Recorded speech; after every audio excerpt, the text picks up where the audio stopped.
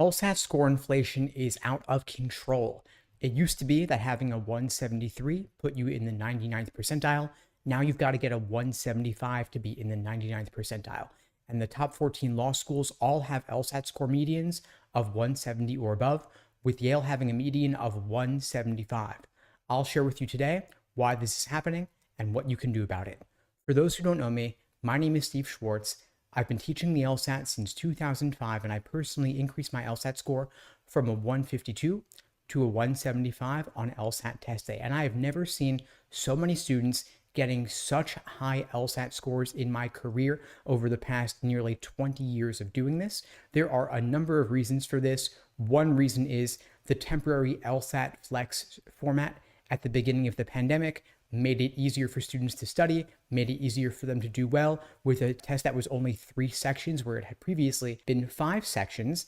LSAC underestimated just how much easier that would make the test, that students would have more time to study while they were stuck at home for a long time, and that it would be easier for them to do well in the comfort of their own homes, the familiar environment, relative to the stressful environment in person at a testing center with other stressed out students and the proctors circling around. However, there is also an additional unstated factor that I think students don't really recognize, which is that it has become much easier to get accommodations on the LSAT.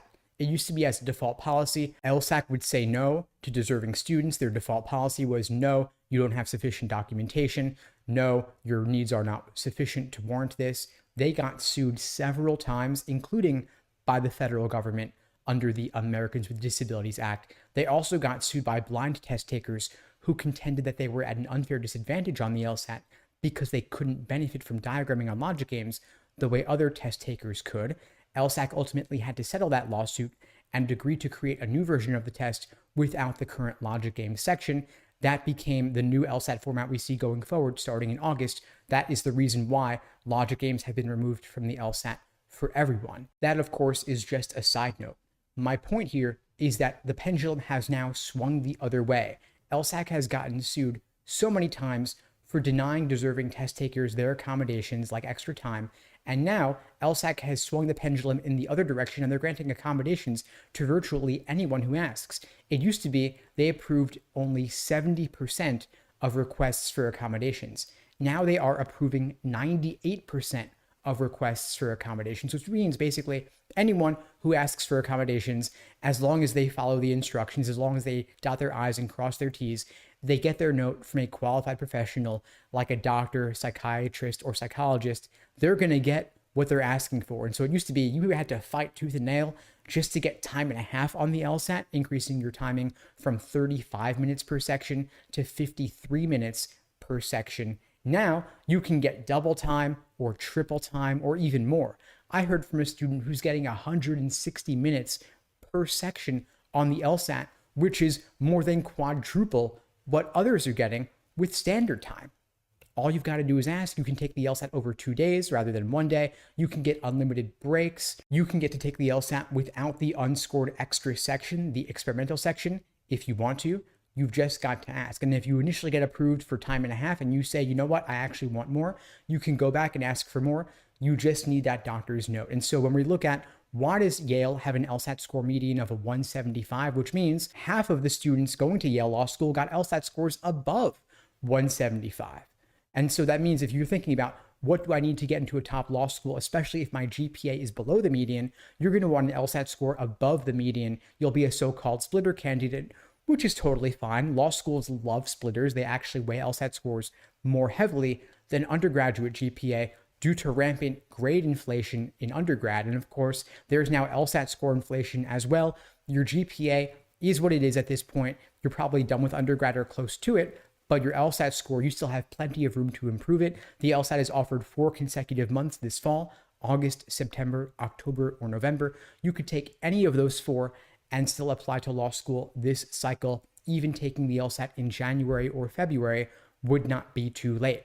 Now you have a unique opportunity going forward because logical reasoning is now 2/3 of the test, reading comp is 1/3, and of course, games is no longer on the test. And so I'll share with you in just a moment what you can do to leverage this opportunity with the new format going forward. But before I do, I wanted to let you know that if you're looking for help on your journey to scoring a 170 or above on the LSAT, I'd be glad to help you out. At LSAT Unplugged, we offer live online classes via Zoom, on-demand video courses, small group coaching, and one-on-one coaching. You can check out the links below this video to find out more and to book a call with me and my team. We'd be glad to help you out. So as I said, logic games no longer on the test. It's been replaced with a second scored logical reasoning section.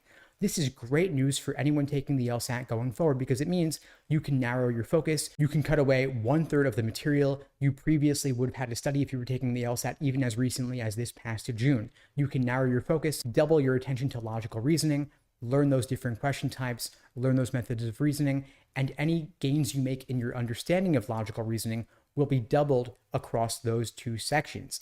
Now, there are roughly 15 different types of logical reasoning questions, depending on how you count them, but some are more common than others. The three big types you're going to want to focus on going forward are necessary assumption, inference, and flaw. Then move on to the relatively less common question types like strengthen and weaken, and finally save the least common question types for last, like parallel, flaw, and evaluate the argument. I know that studying for the LSAT can seem challenging. There is, of course, a lot to learn, but the good news is there's less for you to learn than before, and there's no time like the present to get started. So while the bad news is LSAT score medians are higher than ever before, and you may need a higher LSAT score than you initially might have thought, the good news is there is less material for you to study now that logic games are no longer on the test, and you can get accommodations if you think you might qualify for ADHD, testing anxiety.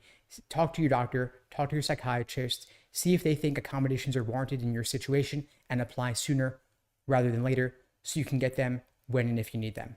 Anyway, folks, that's all for now. In the meantime, I'll wish you all the best and take care.